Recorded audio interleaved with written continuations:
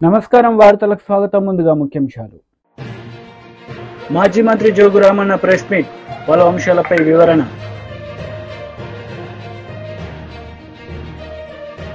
Minister Merugu Nagarjuna press meet, TDP నేతలపై fire.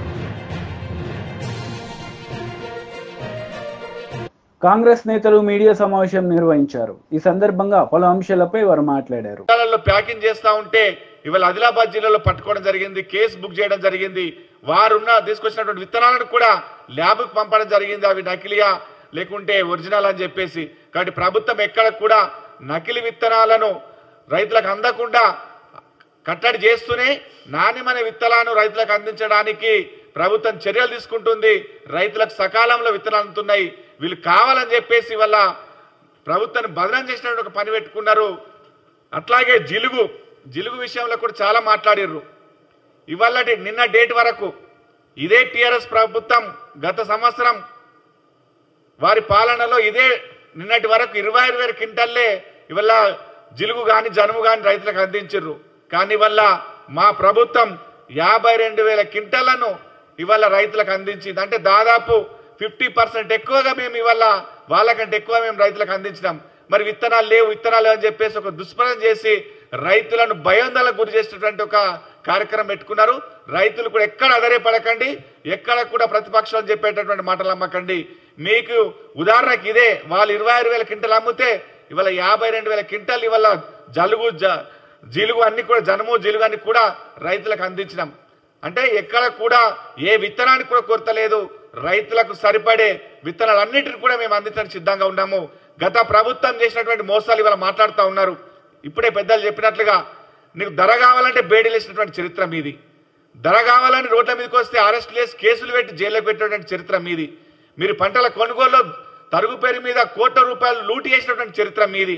ఎక్కడ కూడా విత్తనాల సబ్సిడీలు ఇవ్వలేరు, డ్రిప్పులు ఇవ్వలేరు, అన్ని కూడా అన్ని రకాల సబ్సిడీ ఎత్తేసి రైతులకు ఇబ్బంది గురి చేసినటువంటి నీచమైనటువంటి చరిత్ర టీఆర్ఎస్ పార్టీది. కానీ ఇవాళ అలా కాకుండా రైతులకు అందుబాటులోకి అన్ని విత్తనాలు తీసుకొచ్చి సకాలంలో ఏ రైతు కూడా ఇబ్బంది లేకుండా పరిపాలన కొనసాగుతున్నటువంటి చరిత్ర కాంగ్రెస్ పార్టీది. మీరు మరోసారి ఈ రకంగా అనవసరమైనటువంటి దుష్ప్రచారం చేస్తూ రైతులు గందరగోళం గురి చేస్తే మాత్రం చూస్తూ ఊరుకోమనేటువంటి మాట చెప్తా ఉన్నాం.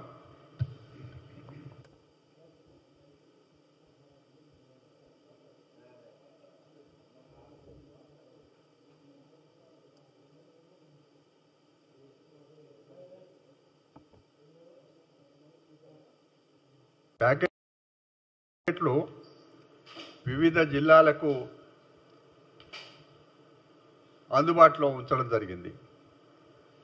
వీటిని సక్రమంగా పంపిణీ జరగడానికి ఆయా జిల్లా కలెక్టర్లు, ఆ జిల్లా వ్యవసాయ అధికారులు వాళ్ళ పర్యవేక్షణలో ఏ రైతుకు కూడా విత్తనాల విషయంలో ఇబ్బంది లేకుండా ఏ కంపెనీ వాళ్ళు అనుకుంటే ఆ కంపెనీ విత్తనాలు ఇచ్చే రకంగా అన్ని ఏర్పాట్లు కూడా ప్రభుత్వం చాలా ముందే ఏర్పాటు చేసింది. ఇది కాంగ్రెస్ పార్టీ పరిపాలన విధానంలో వ్యవసాయము, రైతులు వీటి విషయంలో కాంగ్రెస్ పార్టీకి అపారమైన అనుభవం ఉంది. అందుకే ప్రభుత్వం ఏర్పాటైన మరుక్షణం నుంచి రైతుల సంక్షేమం గురించి అన్ని నిర్ణయాలు కూడా చకచకా జరిగినాయి.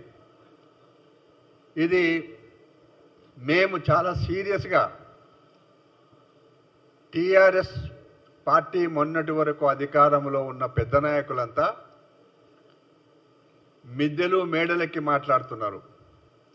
ఎంత దారుణంగా దిగదారి మాట్లాడుతున్నారంటే పొద్దున వాళ్ళకి సంబంధించిన టీ ఛానల్లో చూస్తే కృత్రిమంగా చెప్పుల లైన్ పెట్టిండ్రు.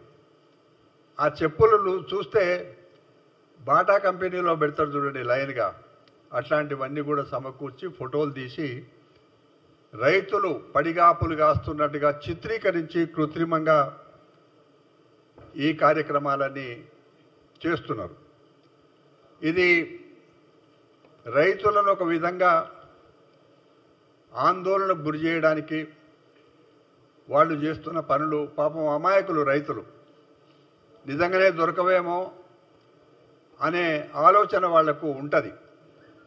దానికి ఒక ప్రతిపక్ష పార్టీగా అన్ని వివరాలు తెలుసుకొని వాళ్లకు సహాయపడే విధంగా ఉండాల్సింది పోయి రాజకీయం చేసుకుంటున్నారు. నేను బీజేపీ లీడర్ మీడియా సమావేశం నిర్వహించారు. ఈ సందర్భంగా పలు అంశాలపై ఆయన మాట్లాడారు.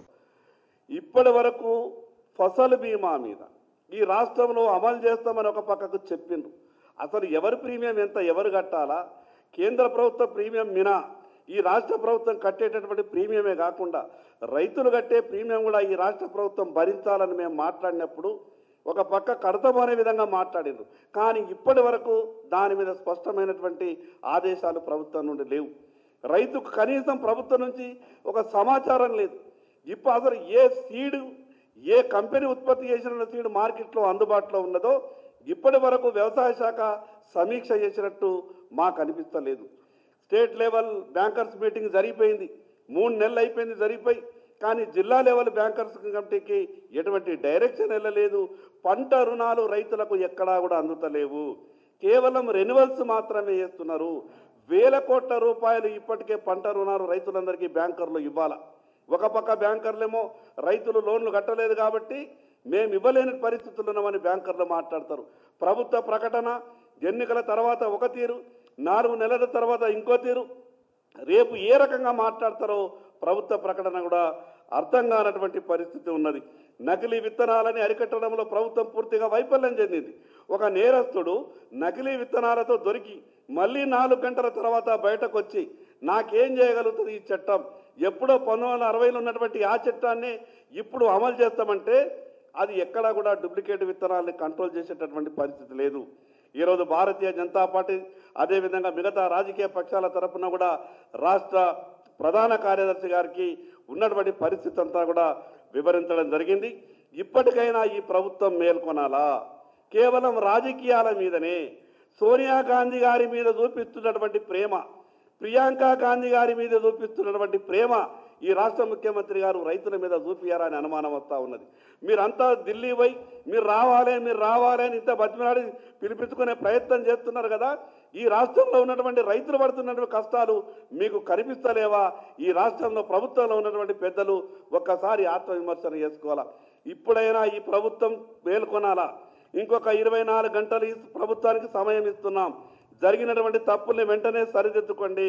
ఏ జిల్లాలో ఏ విత్తనాల డిమాండ్ ఉన్నదో వెంటనే ఆయా కంపెనీలకు మీరు డైరెక్షన్ ఇవ్వాలా. ఈరోజు కంపెనీలు కృత్రిమ కొరతలు సృష్టిస్తూ ఉన్నాయి. ఎక్కడికి వెళ్ళినాయి మీ టాస్క్ ఫోర్సులు? ఏమైపోయినాయి వ్యవసాయ శాఖలు ఉన్నటువంటి విజిలెన్స్? వ్యవసాయ శాఖకు పని ఉంటుందే ఈ 15 నుంచి 20 రోజులు నెల. ఈ నెల రోజులు కూడా వ్యవసాయ శాఖ పని చేయకపోతే మళ్ళీ ఇంకెప్పుడు పని చేస్తుంది?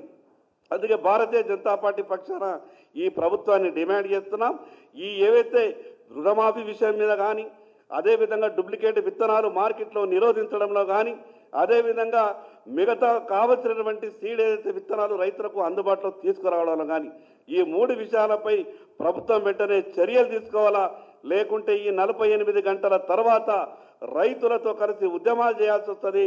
దానికి ఈ రాష్ట్రంలో ఏది జరిగినా ఈ ప్రభుత్వమే బాధ్యత వహించాల్సి వస్తుందని ఈ సందర్భంగా తెలియజేస్తున్నాం. ఓకేనా అన్న? ఇచ్చిన మీకు కూడా ఒక ఆఫీసర్ రిప్రజెంటేషనా? చీఫ్ సెక్రటరీ రేపు మీటింగ్ పెడతా అని చెప్పింది అందరితో. వారు మీటింగ్ పెట్టుకొని ఏ కంపెనీ ఎంతెంత ఉన్నది సాధ్యమైనంత కాడికి ఆదిలాబాద్ జిల్లాకు 2,50,000 రాశి సీడ్ కావాలని చెప్పినాం.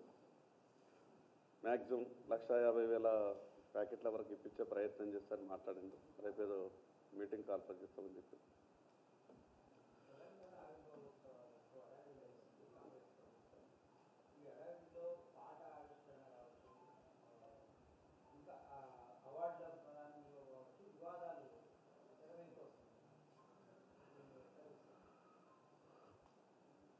అంటే ఈ ప్రభుత్వ ఆలోచన అంతా కూడా కొత్తగా మేము చేసేదేమీ లేదు, పాత విషయాల మీద చర్చ పెట్టి 5 సంవత్సరాలు పరిపాలన కొనసాగిస్తే బాగుంటుందేమో అని ఆలోచన చేసే విధంగా కనిపిస్తూ ఉన్నారు. కేవలం గత ప్రభుత్వం చేసినటువంటి వ్యవహారాల మీదే దృష్టి పెట్టి కొత్తగా వీళ్ళు చేయాల్సింది మాత్రం ఏ విషయం చేసే ప్రయత్నం చేస్తలేరు. గతంలో ఏమైనా తప్పులు జరిగితే దాని మీద ఖచ్చితంగా విచారణ చేయండి, తప్పు చేసిన వాళ్లకు శిక్షలు ఖరారు చేయండి. కానీ చర్చ మాత్రం గత ప్రభుత్వం మీదనే, గత ప్రభుత్వ విషయాల తప్పుల మీదనే చర్చ జరిపి వీళ్ళు తప్పించుకునే ప్రయత్నం చేస్తున్నారేమో అన్నట్టు మాకు అనుమానం కలుగుతున్నది.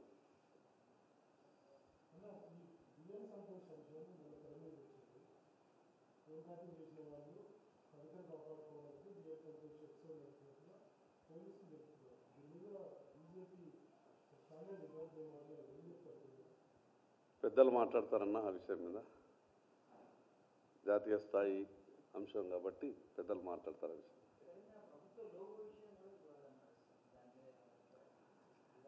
అంటే లోగో, పాట, కాళేశ్వరము, అప్పులు, నష్టాలు అన్నీ కూడా కలిపి చర్చ చేసి కాలం గడపాలన్నట్టే కనిపిస్తున్నది ప్రభుత్వ ఆలోచన. ఈ విషయం ఇక్కడ కాదు, మేము అసెంబ్లీలో మాట్లాడినాం. మీ ఆలోచన అంతా కూడా మీరు ఇచ్చేటటువంటి గ్యారంటీల మీద దృష్టి పెడతలేరు, మీరు ఇచ్చినటువంటి హామీల మీద దృష్టి పెడతలేరు, కేవలం గతంలో జరిగినటువంటి విషయాల మీద చర్చ జరుపుతున్నారు అని ఆ రోజు మేము అసెంబ్లీలో కూడా మాట్లాడినాం. ప్రభుత్వం వచ్చి 6 నెలలు గడిచింది, ఎక్కడా ఏమీ కాలేదు. ఏ విషయం మీదనైతే చర్చ జరిగే అవకాశం ఉంటుందో ఆ చర్చని మాత్రమే రోజు దినపత్రికలలో, టీవీ వార్తలలో ఇప్పించి పాలన ఆ రకంగానే కొనసాగుతున్నది. అసలు నిజంగా ఎంత బాధ అంటే ప్రభుత్వం ఏర్పడి 6 నెలల తర్వాత మొదటి వ్యవసాయ పనులు ఈ సీజన్ స్టార్ట్ అయింది. బీఆర్ఎస్ లీడర్ మీడియా సమావేశం నిర్వహించారు. ఈ సందర్భంగా పలు అంశాలపై ఆయన మాట్లాడారు. మరి అనేకమైనటువంటి కార్యక్రమాలు రైతుల కొరకు అండగా ఉన్నాం. అందుకొరకు ఇలా మేము ఒకటే వారిని అడుగుతూ ఉన్నాం, మీరు ఏ విధంగా రైతులు ఏ విత్తనాలు అడిగినా ఇవ్వడానికి సిద్ధంగా ఉన్నారా లేదా, ఇస్తారా లేదా, మీరు ఇవ్వకపోతే మీతో చేత కాదని చెప్పండి. మరి గతంలో ప్రభుత్వం మేము ఏమైనాం, ఇలా రైతులు గతంలో విత్తనాల కంటే ముందు సాగునీరు లేకపోయా, కరెంటు లేకపోయా, మరి ఇప్పుడు విత్తనాలు కూడా ఇస్తలేరు. మరి ఇలా ఇదేనా రైతులను మార్చేటటువంటి ప్రభుత్వం అడుగుతున్నాం. దేన్ని మారుస్తున్నారు మీరు? అందుకొరకే ఈరోజు ఒకటే మేము కాంగ్రెస్ ప్రభుత్వాన్ని మరి ప్రశ్నిస్తున్నాం. మీరు ఇప్పటికైనా మరి ఒకవైపు ముఖ్యమంత్రి గారు ఇలా తెలంగాణ ఇంత చిన్నాన్ని మారుస్తామని చెప్తే, మరి ఇలా మంత్రులు, ఉప ముఖ్యమంత్రులు వేరే రాష్ట్రాల్లో ప్రచారంకి వెళ్తూ ఉంటే ఇలా మద్యం మంత్రి మాట్లాడతాడు. మద్యం నాకు తెలియదు, అసలు అది కార్పొరేషన్కి సంబంధించిన సమస్య. మా గతంలో వాళ్ళు మంత్రులు చేసిండ్రు, మేము కూడా మంత్రులు చేసినాం. ఏ డిపార్ట్మెంట్ కన్నా కార్పొరేషన్ ఎండీ ఉన్నా, చైర్మన్ ఉన్నా మంత్రితో సంప్రదించిన తర్వాత చేస్తే తప్ప డైరెక్ట్ ఎక్కడ కూడా కార్పొరేషన్ ఎండీకి ఇచ్చే లేదు. మరి ఇలా జూపల్లి కృష్ణారావు గారు అబద్ధం మాట్లాడుతున్నారు, కొత్త బీర్లు ఎక్కడ వస్తలేమని చెప్పి. ఆ మంత్రికే పత్తలేదు. వ్యవసాయ శాఖ ముఖ్యమంత్రి గారేమో ఎక్కడ రైతులకు ఇబ్బంది లేదు, వ్యవసాయ శాఖ మంత్రి గారు ఇట్లా మాట్లాడతారు. మరి అక్కడ ఉన్నటువంటి పరిస్థితి వేరు. అంటే ఎట్లా ఉందంటే ఈరోజు ఈ మంత్రులకు, ఈ ముఖ్యమంత్రికి, ఈ ప్రభుత్వానికి ప్రజల సమస్యల పట్ల ఒకరికొకరికి అవగాహన లేక ఈరోజు రైతాంగాన్ని నట్టట ముంచేస్తూ ఉన్నారని చెప్పి మేము ఒకసారి ఈ పత్రికా ముఖంగా మరి తెలియజేస్తూ ఉన్నాం. అందుకొరకే రేవంత్ రెడ్డి గారు ఏదైతే మీరు మరి గతంలో కనీసం కేసీఆర్ గారు రైతుల కొరకు ఎంత శ్రద్ధ పెట్టిండ్రో మీరు కనీసం ఒక 10% కూడా రైతుల గురించి ఏం మాట్లాడతలేరు. రైతుల గురించి కనీసం కేసీఆర్ గారు చేసినటువంటి ఎంతైతే సమయం ఇచ్చిండో మీరు ఒక 10% సమయం ఇచ్చిన ఈ రైతులకు ఈ ఇక్కట్లు రావు, ఈ బాధలు రావు. ఇలా కరెంటు చూస్తూ ఉన్నాం. కనీసం ఇలా వర్షాకాలం సీజన్, పంటలు వేసుకునే సీజన్ మొదలైంది. ఇప్పటికీ వేరే వాటిపైన ఎన్నికల కమిషన్ అనుమతుల కొరకు, పర్మిషన్ల కొరకు రాస్తారు. ఇలా సమీక్షలు పెట్టుకుంటాం లేదు. వర్షాకాలంలో మరి ఇలా బ్యాంకు రుణాల విషయం కానీ, విత్తనాల విషయం కానీ ఇప్పటిదాకా కూడా ముఖ్యమంత్రి గారు, వ్యవసాయ శాఖ మంత్రి గారు, అధికారులతో ఇప్పటిదాకా సమీక్షలు జరగాలంటే వీళ్ళు రైతుల పట్ల ఎంత చిత్తశుద్ధితో ఉన్నారో ఇదే వాళ్ళ అసమర్థతకి నిదర్శనం అని చెప్పి కూడా నేను ఈ సందర్భంగా తెలియజేస్తా ఉన్నాను. అందుకొరకే కేవలం ఇవాళ ముఖ్యమంత్రి గారు రేవంత్ రెడ్డి గారు కేసీఆర్ గారు చేసినటువంటి ఆనవాళ్ళను మాత్రం తీయడానికి కొరకే ప్రయత్నంలో మునిగి ఉన్నావు తప్ప నువ్వు రైతుల పట్ల, రైతుల సమస్యల్ని, రైతులకు ఏదైతే పథకాలు మార్చిస్తానని చెప్పినావో, ఇందిరమ్మ రాజ్యంలో ఇక్కట్లుండే అని చెప్పినావో, కేవలం కేసీఆర్ యొక్క ప్రభుత్వం ఉన్నప్పుడు ఆనవాళ్ళని తీసేయడం తప్ప నీకు ఎలాంటి చిత్తశుద్ధి లేదు. అందుకొరకే మేము డిమాండ్ చేస్తూ ఉన్నాం ఈరోజు మన ముఖ్యమంత్రి రేవంత్ రెడ్డి గారిని, ఇప్పటికైనా మీరు ఏదైతే వేరే రాష్ట్రాలకు వెళ్ళడం, వేరే రాష్ట్రాల నుంచి ప్రచారంకి వెళ్ళడం, ఇక్కడ నుంచి వసూలు చేసి ఢిల్లీకి పంపడం తప్ప తెలంగాణ రాష్ట్ర ప్రజల యొక్క, ఇటు రైతులు కావచ్చు, మిగతా వర్గాల యొక్క ప్రజల యొక్క నట్టడం ఉంచే ప్రయత్నం చేస్తూ ఉన్నారు. ప్రభుత్వం ప్రజల గురించి ఏమాత్రం కూడా పట్టించుకుంటలేదని చెప్పి కూడా ఇవాళ మేము ప్రభుత్వాన్ని ప్రశ్నిస్తున్నాం. ఇలా వానాకాలం వచ్చిన తర్వాత సాగునీరు పంటలు కూడా ఉంటాయి, ప్యాడ్ వేస్తారు. ఇలా సాగునీరు ఎప్పుడు విడుదల చేయాలా, ఎట్లా విడుదల చేయాలనే విషయాన్ని కూడా ఇప్పటి వరకు సమీక్షలలో ప్రస్తావన రాలే. అందుకొరకే మేము ఇప్పటిదాకా ఒకటే గవర్నమెంట్ని విజ్ఞప్తి చేస్తూ ఉన్నాం, ఏ జిల్లాలో ఎంతెంత ఎరువులు విత్తనాలు ఉన్నదో శ్వేతపత్రం కూడా విడుదలైనని చెప్పి మేము ప్రభుత్వాన్ని డిమాండ్ చేస్తూ ఉన్నాం. అంతేకాకుండా ఈరోజు ఇలా తెలంగాణ రాష్ట్రంలో రైతులు చాలా మళ్ళీ ఇప్పటికీ 250 మంది దాదాపు ఆత్మహత్యలు చేసుకున్నారు. ఇలా కరెంట్లు లేక మళ్ళా మనం సమస్య చూస్తున్న మోటార్ల రిపేర్లు పెరిగినాయి, ట్రాన్స్ఫార్మర్లు పేలుతూ ఉన్నాయి, ఇన్వర్టర్లు కొనుక్కొని పెట్టుకోవడం వచ్చిందంటే ఇదే ఇందిరమ్మ రాజ్యమా, ఇదే మార్పు అని చెప్పి అడుగుతున్నాం. అందుకొరకే రేవంత్ రెడ్డి గారు మీరు ఏ డిక్లరేషన్లు ఏమేమి మాట్లాడినరో అందరి ప్రజలు గమనిస్తూ ఉన్నారు. కానీ మేము ఒకటే డిమాండ్ చేస్తూ ఉన్నాం, ఈ విత్తనాలతో పాటు రైతు భరోసా పథకాన్ని కూడా మీరు ఏదైతే 15,000 రూపాయలు ఒకటేసారి ఇస్తామని చెప్పినరో ఖచ్చితంగా ఇవ్వాలని చెప్పి కూడా డిమాండ్ చేస్తూ ఉన్నాం. కేవలం రుణమాఫీ పేరుతోటే అయితే మరి పబ్బం గడుపుతూ ఉన్నాము. ఆగస్టు 15వ తారీఖు అని చెప్పి మరి ఇప్పుడు పంటలు వేసుకునే సమయం వచ్చింది. రైతు భరోసా పథకం ఎప్పుడు ఇస్తావు? ముఖ్యమంత్రి మాట్లాడుతున్నాడు, వ్యవసాయ శాఖ మంత్రి మాట్లాడితే ఒకటి మాట్లాడతారు, ముఖ్యమంత్రి గారు దాని గురించి భరోసా గురించి మాట్లాడడమే లేదు. మరి ముఖ్యమంత్రి గారు రైతుల పట్ల మాట్లాడు, నీకు నోరెందుకు ఇప్పుతలేమని అడుగుతున్నాం. చెప్పండి, ముఖ్యమంత్రి గారు ఖచ్చితంగా రైతు భరోసా పథకం ఎప్పటి వరకు ఇస్తావు? ఎందరు రైతులకు ఇస్తావు? ఎప్పుడు సర్వేలు చేస్తావు? ఇదే మంత్రివర్గంలో తుమ్మల నాగేశ్వరరావు గారు ఉన్నారు. మరి ఆనాడు గుట్టలకు ఇచ్చిండు, చెట్లకు ఇచ్చిండు, రియల్ ఎస్టేట్లకు ఇచ్చిందని చెప్పిన ఆనాడు మంత్రివర్గంలో ఏం చేసినావు? ఆనాడు మంత్రివర్గంలో ఒక మంత్రివి కదా, ఆనాడు ఎందుకు మాట్లాడలేదు? అంటే నీ మంత్రి పదవి కాపాడుకోవడానికి ఏముంటుంది తప్ప ఇలా ప్రభుత్వం మారింది అంటే నీ మాట మారితే ఎట్లా? నీ నోరుకు విలువ ఉండాలి కదా. అందుకొరకే ఎప్పుడైనా రైతుల సమస్యల గురించి ఇలా విత్తనాలు జొన్నలు మార్కెట్లో పోతే కలర్ మారితే కుణమని చెప్తారు. టీడీపీ లీడర్ మీడియా సమావేశం నిర్వహించారు. ఈ సందర్భంగా పలు అంశాలపై ఆయన మాట్లాడారు. రాలేదు, ఇదే రూల్స్ అంటే వెనక తగ్గేవాళ్ళు ఎవరో కూడా కౌంటింగ్ ఏజెంట్కి వెళ్ళొద్దు.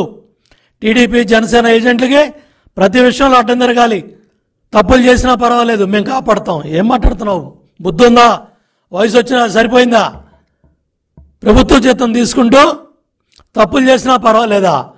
తప్పు చేయొద్దు, తప్పు జరగకూడదని చెప్పాల్సిన వాళ్ళు తప్పు చేసినా పర్వాలేదు, మేము కాపాడుతామనే బాధ్యత లేకుండా మాట్లాడుతున్నారంటే ఎంత బుద్ధి లేని మాటలు మాట్లాడాడో సజ్జల అర్థమవుతూ ఉంది. ఇవాళ శాంతి భద్రతల విఘాతానికి కానీ ఎన్నికల ప్రక్రియకి ఎటువంటి ఆటంకాలు కల్పించినా, బహిరంగ వ్యాఖ్యలు చేసినా ఇమ్మీడియట్గా చర్యలు తీసుకోవాల్సిన బాధ్యత ఎన్నికల సంఘం మీద కూడా ఉంది. ఇమ్మీడియట్గా సజ్జల రామకృష్ణారెడ్డిని అరెస్ట్ చేయాలి. అదేవిధంగా ఈ మాట్లాడిన మాటలు కూడా సాక్షి పత్రిక కావచ్చు, సాక్షి మీడియా కావచ్చు, బ్లూ మీడియా కావచ్చు, గంటకి ఏదో ఉద్ధరించినట్టుగా, ఏదో బ్రహ్మాండంగా మాట్లాడినట్టుగా, ఇది మరి ఎన్నికల్లో ఈ హింస ప్రేరేపించడానికి, కౌంటింగ్ ప్రక్రియలో గొడవలు జరగడానికి రెచ్చగొట్టే విధంగా కూడా ఈ సాక్షి మీడియా, సాక్షి ఛానల్ ఇవన్నీ ప్రవర్తిస్తూ ఉన్నాయి. ఆ యాజమాన్యాల మీద కూడా చర్యలు తీసుకోవాలని చెప్పి కూడా నేను ఎలక్షన్ సంఘాన్ని కోరుతా ఉన్నాను. ప్రజాప్రాతినిధ్య చట్టం 1951 ప్రకారం ఎన్నికల ప్రవర్తన నియమావళిని మరి ఉల్లంఘిస్తూ సజ్జల రామకృష్ణారెడ్డి బాధ్యతారాహిత్యంగా ఈ కౌంటింగ్ ప్రక్రియలో ఏజెంట్లని హింసకు ప్రేరేపించే విధంగా మరి రెచ్చగొట్టే విధంగా ఈ కార్యక్రమాలు చేశాడు. దాని ప్రకారం కూడా చర్యలు తీసుకోవాలని చెప్పి కూడా ఎన్నికల సంఘాన్ని కోరుతా ఉన్నాను. బహిరంగ వ్యాఖ్యలతో చేయడంతో పాటు తప్పు చేసిన వాళ్ళని, ఈ ఈవీఎంలు విధ్వంసం చేసిన వాళ్ళని కూడా సమర్థించుకుంటా మాట్లాడిన సజ్జల రామకృష్ణారెడ్డిని నిమిషం కూడా బయట ఉంచడానికి వీల్లేదు. ఇమ్మీడియట్గా తక్షణం అరెస్ట్ చేయాలని కూడా డిమాండ్ చేస్తూ ఉన్నాను. అట్లాగే ప్రభుత్వ సలహాదారి ఉద్యోగం నుంచి కూడా తొలగించాలని కూడా డిమాండ్ చేస్తూ ఉన్నా. ఎందుకంటే తాడేపల్లి కొంపలో ఉండి గత 4 రోజులుగా ముఖ్యమంత్రి కార్యదర్శి ధనంజయ రెడ్డి, సజ్జల రామకృష్ణారెడ్డి, ఆ సోషల్ మీడియా చేసే పడుద్దాయి సజ్జల భార్గవరెడ్డి, అదేవిధంగా రఘురామరెడ్డి, వీళ్ళందరూ కూడా ఈ ఏదైతే టెలికాన్ఫరెన్స్ల ద్వారా ఏదైతే చీఫ్ సెక్రటరీ జవహర్ రెడ్డిని అడ్డం పెట్టుకొని ఏదైతే రిటర్నింగ్ ఆఫీసర్ని బెదిరించే కార్యక్రమాలు కూడా వీళ్ళు ఈ దుర్మార్గులు యంత్రాంగం అంతా కూడా చేసింది. ముఖ్యమంత్రి కార్యాలయం దగ్గర నుంచి, తాడేపల్లి కొంప కార్యాలయం దగ్గర నుంచి, క్యాంపు కార్యాలయం దగ్గర నుంచి ఎవరెవరు ఫోన్లు వెళ్ళినాయి, ఎవరెవరో టెలికాన్ఫరెన్స్లు వెళ్ళినాయి.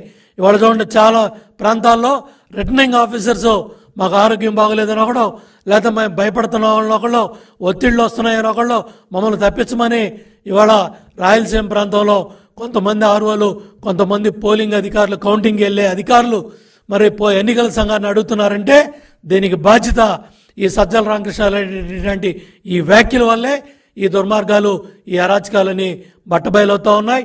కాబట్టి ఇమ్మీడియట్గా సజ్జల మీద చర్యలు తీసుకోవాలని కూడా డిమాండ్ చేస్తూ ఉన్నా. ఎర్రగొండపాలెం అక్కడ ఆ రిటర్నింగ్ ఆఫీసర్ చెవిరెడ్డి భాస్కర్ రెడ్డి చేసిన అరాచకాలు, అక్కడ ఏదైతే ఆ ఆర్ఓ ఆఫీస్కి వచ్చి అతను మాట్లాడిన మాటలు, ఏళ్ళు చూపించి బెదిరించిన విధానం, ఇది పోలింగ్ ప్రక్రియలో ఇవాళ ఆర్ఓని అక్కడ బదిలీ చేసినట్టుగా మరి వార్తలు మీడియాలో వచ్చాయి. దాన్ని కూడా ఎన్నికల సంఘం దృష్టికి తీసుకెళ్తాం. నిజాయితీగా, నిష్పక్షపాతంగా, పారదర్శకంగా, ట్రాన్స్పరెంట్గా పనిచేసిన రిటర్నింగ్ ఆఫీసర్లు కానీ కౌంటింగ్ అధికారులని కాపాడాల్సిన బాధ్యత కూడా ఎన్నికల సంఘం మీద ఉంది. చెవిరెడ్డి భాస్కర్ రెడ్డి ఆర్ఓని బెదిరించేది మీడియాలో వచ్చింది, పత్రికల్లో వచ్చింది, సోషల్ మీడియాలో వచ్చింది. చాలా స్పష్టంగా ఆర్ఓని ఏలు పెట్టి చూపించి మేము రాజకీయ నాయకులు, మాకు అడ్డం పడకూడదు, మాకు రూల్స్ చెప్పకూడదు, మేము చేసేదే కరెక్టు, మీరు మాకు అడ్డం పడితే మీ మీద ప్రైవేట్ కేసులు వేస్తాం, మీ మీద కంప్లైంట్లు పెడతాం, మిమ్మల్ని ఎన్నికల విధుల నుంచి తప్పిస్తామని చెవిరెడ్డి భాస్కర్ రెడ్డి హెచ్చరించాడు. మరి నిన్న పత్రికల్లో, నిన్న మీడియాలో వార్తలు వచ్చినాయి, ఆర్ఓని మరి విధుల నుంచి పక్కన పెట్టినట్టు వచ్చింది. దాన్ని కూడా ఖండిస్తున్నాం. దాన్ని కూడా ఎన్నికల వైసీపీ లీడర్ మెరుగు నాగార్జున మీడియా సమావేశం నిర్వహించారు. ఈ సందర్భంగా పలు అంశాలపై ఆయన వివరణ ఇచ్చారు. దేశంలో పర్టికులర్ గా కంబైన్డ్ రాష్ట్రంలో ఆంధ్రప్రదేశ్ రామోజీ ఫిల్మ్ సిటీకి సంబంధించి నీ ఫిల్మ్ సిటీలో దళితుల భూములున్నాయి, నువ్వు అప్పలంగా కొట్టేశావు. ఏ రోజన్నా నువ్వు ఈ పత్రికలో ఎందుకు రాయలేకపోయావని అడుగుతా ఉన్నా. జగన్మోహన్ రెడ్డి గారు అసైన్మెంట్ చట్టాన్ని తీసుకుంది ఆషామాషిగా తీసుకోలా. 2003కి ముందు 20 సంవత్సరాలకు ముందు ఏ దళితుడైతే భూమిని పండించుకుంటా ఉన్నాడో, వారి పేరు మీద ఉందో, దానికి ఒక ప్రత్యేకమైన చట్టం తెచ్చి ఒకవేళ ఎవరైనా మధ్యలో దానిని రాయించుకున్నా 20 సంవత్సరాలు అయిపోయిన తర్వాత అదే దళితుడకు దానిని అసైన్ చేసి వాళ్ళకు హక్కు కల్పించాడు. మీరు రాసిన వెర్రి రాతలకు ఎవరో వాళ్ళు చేయించుకున్నారు, వీళ్ళు చేయించుకున్నారు, లేకపోతే అని చెప్పి రాస్తే అవి కాదు. 20 ఇయర్స్ కంప్లీట్ అవ్వాలా. మరలా ఏ దళితుడికైతే అసైన్ చేసిందో ఆ దళితుల పేరు మీద వస్తే వాళ్ళు అమ్ముకోవచ్చు, ఎవరైనా కొనుక్కోవచ్చు. ఏదో నాగార్జున ఇంకొకళ్ళో రాయించుకున్నారు చెప్తా ఉన్నారే, అవన్నీ అభూత కల్పనలు. మేము చెప్తా ఉన్నాం, ఎవరు రాయించుకున్నా చట్టానికి లోబడి రిజిస్ట్రేషన్ అవ్వాల్సిందే.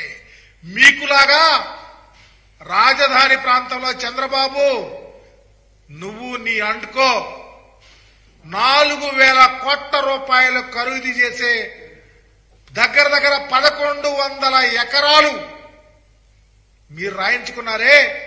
రాజధాని వస్తుంది, దళితులు మీ భూములు లాగేసుకుంటారని చెప్పి అప్పలంగా 5 లక్షలు రాయించారే. దానిని ప్రజలు మర్చిపోరు. దళితుల భూముల అప్పలంగా కొట్టేసింది చంద్రబాబు అండుకో తప్ప ఈ రాష్ట్రంలో ఎవరు కాదు. ఒకవేళ ఇప్పుడు జగన్మోహన్ రెడ్డి గారు ఈ చట్టం తెచ్చినాక ఎవరన్నా రాయించుకున్నా ప్రొసీజర్లే ఎక్కడా డివేట్ అవ్వాల్సిన పని లేదు. 20 ఏళ్లు ఉండాలా, లబ్ధిదారుడు అమ్ముకుంటే ఎవరైనా కొనుక్కోవచ్చు. మీకులాగా తప్పుడు ఆలోచనలు, మీకులాగా దళితులను మోసం చేయటం, దళితుల మీద అవగాహనగా మాట్లాడటం, దళితుల్లో ఎవరైనా పుట్టాలనుకుంటారంటాం, దళితుల భూములు దండుకోవటం, భయపెట్టడం, బాపెట్టడం, మోసాలు చేయటం, కేసులు పెట్టడం, భయభ్రాంతులు చేయటం మీకు వెన్నతో పెట్టిన విద్య. మీ కళ్ళు ఏమైపోయినా అడుగుతా ఉన్నా. ఈ రాష్ట్రంలో దళితుల మీద దాడులు జరిగితే, అఘాయిత్యాలు జరిగితే, అమానుషాలు జరిగితే పేటెంట్ చంద్రబాబుకి, చంద్రబాబు తాబేదారులకి తప్ప ఎవ్వరికీ లేదు. ఒక్క జగన్మోహన్ రెడ్డి గారి కోసం ఏనాడైనా మీరు మాట్లాడే కనీస అర్హత లేదు. ఎందుకంటే దళితులు బాగుండాలన్నా, దళితులు ధైర్యంగా బ్రతకాలన్నా, గుండె మీద చేసుకుని ఉండాలన్నా, వాళ్ళతో నీకు ఇవ్వందేనని చెప్పేసి వాళ్ళు నా వాళ్ళని చెప్పి, నా ఎస్సీలు, నా ఎస్టీలు, నా బీసీలు, నా మైనారిటీలు అని చెప్పిన రాజకీయ ఉద్దండుడు ఈ దేశంలో జగన్మోహన్ రెడ్డి గారు. మీకులాగా దళితుల భూములు లాక్కుంటున్నారు ఎవ్వరు. నేను చెప్తా ఉన్నా, ఈ రాష్ట్రంలో దళితుల భూములు లాక్కుని తిని పందికొక్కులాగా బలిచింది తెలుగుదేశం పార్టీ తప్ప ఎవరు లేరు. ఏదో మీకు అయిపోయింది, ఇక తెలుగుదేశం పార్టీ కోసాలు కదిలిపోతున్నాయి. వార్తలు ముగించే ముందు ముఖ్యాంశాలు మరోసారి. మాజీ మంత్రి జోగు రామన్న ప్రెస్ మీట్, పలు అంశాలపై వివరణ.